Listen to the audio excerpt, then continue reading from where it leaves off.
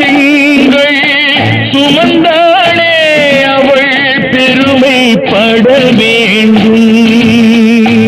உன்னை பெற்றதனால் அவள் மற்றவராலே போற்றப்பட வேண்டும். கற்றவர் சபையில் உனக்காக தனி இடமும் தர வேண்டும்.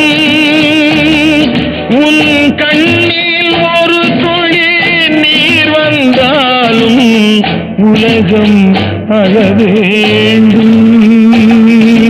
நான் ஏன் பிறந்தேன், நாட்டுக்கு நலம் என்ன புரிந்தேன் என்று நாளும் பொழுதும் வாழும் வரையில் நினைத்திடு என் தோழா. நினைத்து செயல்படு என் தோழா, உடனே செயல்படு என் தோழா.